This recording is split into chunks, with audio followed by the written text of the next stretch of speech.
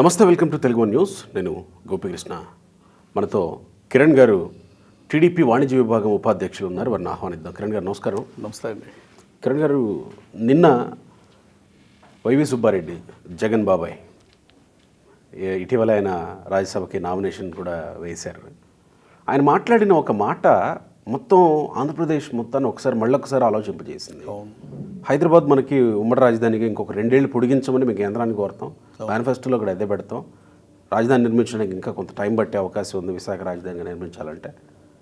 అంటే ఏ ఉద్దేశంతో, లేకపోతే బ్యాక్గ్రౌండ్లో ఏమి, అంటే రాజకీయ నాయకులు మాట్లాడే ప్రతిదానికి వెనకాల ఏమీ లేకుండా మాట్లాడతారని మనము అస్సలు ఊహించలేం. 100% అండి. అది డెఫినెట్గా. ఇప్పుడు ఆ రోజు జగన్మోహన్ రెడ్డి డిసెంబర్ 17వ తేదీన 2019 అసెంబ్లీలో సౌత్ ఆఫ్రికా లాగా మనకి సౌత్ ఆఫ్రికా 3 రాజధానులు ఉండొచ్చు, అక్కడ ఒకటి ఉండొచ్చు, ఇక్కడ ఒకటి ఉండొచ్చు అని అన్నారు. తర్వాత చూస్తే అదే చేశారు వాళ్ళు. అవును. సో ఇప్పుడు వైవి సుబ్బారెడ్డి ఈ ప్రతిపాదన తెర మీదకి తీసుకొచ్చారు. ఎట్లా చూస్తున్నారు మీరు? అంటే ఇది నేను ఒక విషయం గమనించాలండి. జగన్మోహన్ రెడ్డి అధికారంలోకి వచ్చిన దగ్గర నుండి ఎవరైనా సరే, ఏ నాయకుడైనా లేకపోతే ఏ ఇన్స్టిట్యూట్ అయినా, ఎడ్యుకేషనల్ ఇన్స్టిట్యూట్ అయినా ఒక సక్సెస్ స్టోరీని పిల్లలకు కానీ ప్రజలకు కానీ చెప్పాలనుకుంటారు. ఇక్కడ జగన్మోహన్ రెడ్డి ఒక ఫెయిల్యూర్ స్టోరీని ఆదర్శంగా తీసుకొని, అంటే సౌత్ ఆఫ్రికా అనేది 3 రాజధానులు అనేది ఒక ఫెయిల్యూర్ అక్కడ. ఓకే. ఆ ఫెయిల్యూర్ స్టోరీని ఏపీలో 3 రాజధానులను పెడదాం అనుకున్నాడు. అంటే తన రాజకీయ లబ్ధి కోసం. అంటే ఆల్రెడీ రాష్ట్రం విడిపోయి ముక్కలు అయిపోయింది. ఒక రాజధాని రాష్ట్రం అయిపోయింది, ఒక ఇన్కమ్ లేని రాష్ట్రం అయిపోయింది, ఎటువంటి పెట్టుబడులు రాని రాష్ట్రం అయిపోయింది. ఆంధ్రప్రదేశ్ అంటే ఆల్ఫాబెట్స్లోనే కానీ ఎక్కడ ముందు వరుసలో లేని రాష్ట్రం అయిపోయింది ఈ రోజున జగన్మోహన్ రెడ్డి వచ్చిన తర్వాత. అయితే ఇక్కడ జగన్మోహన్ రెడ్డి అంటే వైవి సుబ్బారెడ్డి మాట్లాడాడు అంటే జగన్మోహన్ రెడ్డి, సీఎం జగన్మోహన్ రెడ్డి గారు మాట్లాడినట్టే, అంతేగా, పక్కా. అయితే మీరు దీన్ని క్షుణ్ణంగా అబ్జర్వ్ చేస్తే, ఎప్పుడైతే జగన్మోహన్ రెడ్డి బయోపిక్లు తీయటం స్టార్ట్ చేశాడో, అంటే యాత్ర 2 అని, వ్యూహం అలా తీశాడో, ఈ మధ్య కాలంలో రాజధాని రైతుల మీద రాజధాని ఫైల్స్ అని సినిమాకి కౌంటర్గా, అంటే రాజధాని ఫైల్స్ అనేది పబ్లిక్లో ఒక బజ్ క్రియేట్ చేసింది. ఓకే, ఒక ట్రైలర్తోనే 10 to 12 మిలియన్ వ్యూస్ దాకా వచ్చినాయి. కరెక్ట్గా సినిమా రిలీజ్కి ముందు, అంటే 15th రేపు రిలీజ్ అవుతుందనగా, సుబ్బారెడ్డి ఈ వ్యాఖ్యల వెనక జగన్మోహన్ రెడ్డి వ్యూహం ఏంటంటే, ఈ సినిమాని బజ్ రాకుండా చేయాలి ఫస్ట్ ఒకటి. ఎందుకంటే మీరు జగన్ డైవర్షన్ పాలిటిక్స్లో ఇది కూడా ఒక భాగం. సినిమాకి దీనికి ఏంటంటే సినిమా వాళ్ళకు ఉందండి. ఎందుకంటే ఇది రాజధాని రైతులు అంటే చాలా సున్నితమైన అంశం. రైతులందరూ రేపొద్దున థియేటర్లకి ఎగబడి రేపొద్దున సినిమా ఆల్రెడీ ట్రైలర్నే మీరు ఒక అంచనాలు లేకుండా వచ్చిన రాజధాని ఫైల్స్ లేదు, ఒక ప్రెస్ లేదు, ఒక పోస్టర్, స్టార్ ప్రొడ్యూసర్ కాదు, జస్ట్ ట్రైలర్ వెళ్ళింది, స్టార్ హీరో లేడు. అవును, స్టార్ హీరోలు నటింప చేయమంటే కూడా వాళ్ళు భయపడిన పరిస్థితులు డైరెక్టర్ చెప్పారు. ఓకే, అంటే ఒక స్టార్ సంస్థ కాదు, ఒక మైత్రి మూవీస్ లాగా, లేదంటే ఒక పెద్ద బడా నిర్మాతలు, బడా డైరెక్టర్లు, మేకర్స్ ఉన్నారు కదా, అలా కానీ బడా హీరోలు కానీ, బడా నిర్మాతలు కానీ, బడా ఎవరు లేని సినిమా ఒక బజ్ క్రియేట్ చేసింది రాష్ట్రంలో. ఈ రోజున్న సంచలనం ఏంటంటే, గత వారం రోజుల నుండి రాజధాని ఫైల్స్, ఎక్కడ చూసినా రాజధాని ఫైల్స్.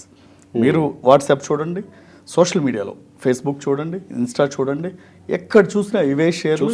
నేను కూడా విపరీతమైన మీమ్స్ భయంకరంగా వచ్చినాయి. ఆఖరికి నిన్న మాట్లాడిన డైరెక్టర్ 3 రాజధానుల మీద ఒక విలేకర్ జర్నలిస్ట్ క్వశ్చన్ అడిగితే దానికి కౌంటర్ వేస్తే అది ఈ రోజున ట్రోల్ అవుతుంది. అంటే రాజధాని ఫైల్స్ ఏం చేసినా సరే ట్రెండ్ అవుతుందని వాళ్ళకి తెలిసింది. సోషల్ మీడియా ఇన్ఛార్జ్ ఉన్నాడు కదా సజ్జల భార్గవ్ రెడ్డి, వాళ్ళందరూ ఈ సినిమాని బజ్ వస్తుంది, దీనికి కౌంటర్ పడాలి అన్న ఇదిలో సుబ్బారెడ్డి గారు నిన్న ఇంకేముందో రాజ్యసభ టికెట్ అనౌన్స్ చేశాడు జగన్మోహన్ రెడ్డిని అత్యుత్సాహంతో కానీ, లేదా దీనికి కౌంటర్ వేయాలని కానీ వెంటనే ఉమ్మడి రాజధానిగా ఇంకొక 2 ఏళ్ళు పొడిగించాలి. అంటే నేను ఒకటే అడుగుతున్నా వైసీపీ వాళ్ళని, ఈ 5 సంవత్సరాలు నిద్రపోయారా? అక్కడ తెలంగాణలో ఉందని నీ స్నేహితుడు కేసీఆర్ కదా మొన్నటిదాకా అధికారంలో ఉన్నది, మరి ఆ రోజు ఎందుకు మాట్లాడాలా? ఉమ్మడి రాజధాని ఇంకొక 2 ఏళ్ళు పొడిగిద్దాం, మా అండర్స్టాండింగ్తో అని ఆ రోజు ఎందుకు మాట్లాడలా? అంటే ఈ రోజున నేను ఎందుకు అంటున్నానంటే రాజధాని ఫైల్స్ కౌంటర్గా వీళ్ళు దాన్ని టార్గెట్ చేశారు. ఎందుకు అంటున్నానంటే ప్రతి విషయాన్ని వీళ్ళు ఏదో విధంగా డైవర్షన్ చేయటం వీళ్ళకి మొదటుండే పరిపాటి. ఎందుకంటే రాజధాని ఫైల్స్ వాళ్ళ వ్యూహం సినిమాలు కోర్టు బ్రేక్ ఇచ్చింది. ఎందుకు అంటే అది పక్కా డైరెక్ట్గా చంద్రబాబు నాయుడు గారిని, లోకేష్ గారిని టార్గెట్ చేసిన సినిమాలు అవి. ఇది రాజధాని ఫైల్స్ అనేది ఒక రైతు పడిన కష్టం, రైతు పడే ఆవేదన, ఒకడి అహం, వేలాది మంది రైతులు నడి రోడ్డు మీద పడటమే సినిమా అది. ఓకే, అలాంటి సినిమా ప్రజలు ఆదరించే, ట్రైలర్ని ఆదరించే కొన్ని లక్షల వ్యూస్, 12 మిలియన్ వ్యూస్ ఇచ్చారు. ఒక సాంగ్ రిలీజ్ అయితే నేను నిన్నే చూశాను. రాత్రి నేను 12 o'clockకి చూస్తే ఆల్మోస్ట్ 4,500 ఉంది, మార్నింగ్ చూస్తే 70,000 ఉంది. అంటే దాన్ని ఏ విధంగా ట్రెండ్ అవుతుందో అర్థం చేసుకోండి. వీళ్ళు ఎన్ని కుట్రలు కుతంత్రాలు చేసినా అంటే ఒక సినిమా దీన్ని దృష్టిలో పెట్టుకొని సోషల్ మీడియా టీం అంతా దీని మీద ఉన్నారు. నేను 100% చెప్తాను, వైకాపా సోషల్ మీడియా టీం మొత్తం ఈ సినిమా మీదే ఉంది. ఎందుకంటే ఈ రోజున మీరు రాజధాని ఫైల్స్ని చూస్తే ఆల్మోస్ట్ ఇప్పుడున్న రాష్ట్రంలో ఉన్న యువత కానివ్వండి, అందరూ వ్యాపారస్తులు కానీ దీని గురించే చర్చిస్తున్నారు. ఎందుకంటే సోషల్ మీడియాలో ఇది ఒక ట్రెండ్ అయింది రాజధాని ఫైల్స్ అనేది. ఎందుకంటే మీకు రాజధాని ఫైల్స్ అంటే నేను ఒకటే చెప్తున్నా, ఎక్కడో ఒక మారుమూల ఎప్పుడో బాలీవుడ్లో ఒక సినిమా కాశ్మీర్ ఫైల్స్ అని సినిమా రిలీజ్ అయితే అది ప్రపంచవ్యాప్తంగా ఎంత ట్రెండ్ అయిందో రేపు రాబోయే రోజుల్లో రాజధాని ఫైల్స్ కూడా అదే ట్రెండ్ క్రియేట్ చేస్తుంది. బహుశా ఇది తెలుగు ప్రజలు అంటే తెలుగు ప్రజలు ప్రపంచంలో ఎక్కడున్నా సరే ఈ సినిమాని ఆదరిస్తారు. ఎందుకంటే ఒక అమరావతిని రైతులు తన కలల రాజధానిగా ఎంచుకున్న తర్వాత జగన్మోహన్ రెడ్డి దాన్ని పసిగుడ్డుగా ఉన్నదాన్ని పీక మీద కాలేసి తొక్కి చంపేశాడు అమరావతిని. ఓకే, అమరావతిని చంపటమే కాకుండా రైతుల్ని ఒక ఎంపీ చేత మహిళా రైతుల మీదకి కార్లు దూసుకెళ్ళేటట్టు చేయటం. నిజంగా చెప్పాలంటే ప్రపంచంలో అత్యంత దురదృష్టవంతులు ఎవరంటే రాజధాని రైతులే. ఎందుకంటే వాళ్ళు ఎన్నో కలలు కని రాష్ట్రానికి వాళ్ళ వేలాది రూపాయలు విలువ చేసే, కోట్లాది రూపాయలు విలువ చేసే భూములు ఇస్తే, ఎంతో ఆశపడిస్తే, రేపొద్దున వాళ్ళ రూపాయికి ఇంకా 4 రూపాయలు వస్తాయని ఆశిస్తే, ఒక పట్టణం, ఒక టౌన్, సిటీ వాళ్ళకి ముందు వాళ్ళ దగ్గరే ఉంటుందని ఆశపడిస్తే జగన్మోహన్ రెడ్డి దాన్ని ఏం చేశాడు? మీరు అన్నారు కదా ఇప్పుడు జగన్మోహన్ రెడ్డి పేక మీద కాలేజ్ తొక్కి చంపేశాడు అని. ఎస్. సో ఇప్పుడు ఈ సినిమా ఏమన్నా కాస్త ఊపిర్లు ఊదుతుందా? ఊపిర్లు ఊదుతుందా అనేది పెద్ద మాట అవుతుంది అని అనుకుంటే పోనీ అవగాహన పెంచుతుందా? డెఫినెట్గానండి. మనం అంతకుముందు గతంలో అన్నగారు సినిమాలు కూడా ఎలక్షన్ల ముందు వచ్చి చాలా బజ్ క్రియేట్ చేసి రాజకీయంగా చాలా ముందుకెళ్ళిన రోజులు చాలా ఉన్నాయి. గత ఎలక్షన్లో కూడా బాలకృష్ణ గారి సినిమా కూడా అంతే, లెజెండ్ సినిమా కరెక్ట్ ఎలక్షన్ ముందు వచ్చి ఒక బజ్ క్రియేట్ చేసి అది సినిమా డెఫినెట్గా అది ప్లస్ అవుద్దండి.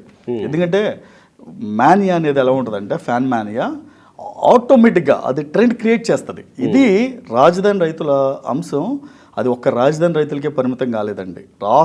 తెలుగు రాష్ట్రాల్లో ఉన్న రైతులు ప్రతి ఒక్కరూ హర్షించదగ్గ సినిమా అది.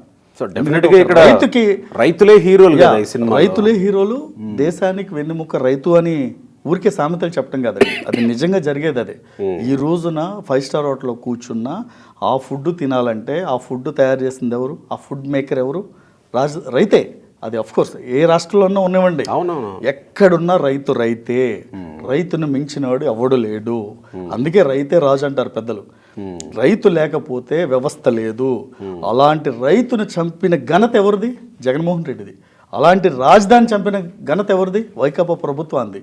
ఈ రోజున వైవి సుబ్బారెడ్డి, నేను ఒకటే అడుగుతున్నాను, నువ్వు అధికారంలో ఉన్నావు, 5 సంవత్సరాలు అధికారంలో ఉన్నావు, 4 ఏళ్ళు టీటీడీ పాలక మండలిలో ఉన్నావు. ఆ రోజు గుర్తురాని ఉమ్మడి రాజధాని ఇప్పుడు ఎందుకు గుర్తొచ్చింది? ఒకటి చెప్పండి. ఇప్పుడు వీళ్ళకి డైవర్షన్ పాలిటిక్స్ చేయటంలో దిట్ట. ఇప్పుడు జగన్మోహన్ రెడ్డి, షర్మిల కుటుంబ తగాదాలు ఉన్నాయి, కుటుంబ ఆస్తులు ఉన్నాయి, ఏమంటారు మీడియా, నాకు మీడియా లేదు అంటాడు జగన్మోహన్ రెడ్డి. తన సాక్షాత్తు తన తోడబుట్టిన చెల్లెలు చెప్పింది సాక్షిలో నాకు వాటాలు ఉన్నాయని. తను ఎవరిని అడుగుతుంది?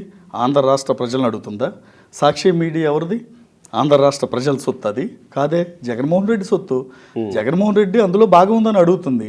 అంటే దీన్ని బట్టి ప్రజలు ఏం అర్థం చేసుకోవాలి అంటే ఈ సాక్షి మీడియా జగన్మోహన్ రెడ్డిదని అర్థం చేసుకోవాలి. తన సోదరి ఎవరిని అడుగుతుంది? నిన్నే అడుగుతుంది, జగన్మోహన్ రెడ్డిని. ప్రజలు ఒకటే అర్థం చేసుకోవాలి. షర్మిల అడిగేది ఆంధ్ర ప్రజల సొత్తు కాదు, అడిగేది తన సొంత అన్న మీడియాని అడుగుతుంది. అడిగినప్పుడు జగన్మోహన్ రెడ్డి అది కుటుంబ ఇష్యూని రాష్ట్ర ఇష్యూగానో లేదంటే దేశ సమస్యగానో పరిగణించడం తగదిది. ఏదన్నా ఉంటే ఇద్దరు అన్న చెల్లెలు కూర్చుని ఇదే పెద్ద మనిషి వైవి సుబ్బారెడ్డిని కూర్చోబెట్టి సెటిల్ చేసుకుంటే ఇష్యూ క్లోజ్ అయిపోద్ది. రైట్, మనం ఈ విషయంలో కంక్లూజన్కి వద్దాం. ఇప్పుడు రాజధాని ఫైల్స్ రిలీజ్ అయ్యి ఈ బజ్ క్రియేట్ చేస్తే ఏదన్నా ప్రమాదం రాజకీయంగా జరుగుతుందని వైసీపీ భావిస్తుంది. 100% అండి. రైతులు ఇప్పటిదాకా అంటే రాజధానికి సపోర్ట్ చేసే రైతులు కొంతమంది బయటకు వచ్చిన ఈ సినిమా చూసిన తర్వాత జగన్మోహన్ రెడ్డి ఏం చేశాడు అనేది కళ్ళకి 100% కనిపిస్తుంది. కనిపించినప్పుడు వ్యతిరేకత మొదలవుతుంది రైతుల్లో. అసలు రైతు దగ్గరే వ్యతిరేకత మొదలైందనుకోండి, జగన్ పతనం ఆ రోజు నుండి స్టార్ట్ అయినట్టే మీకు.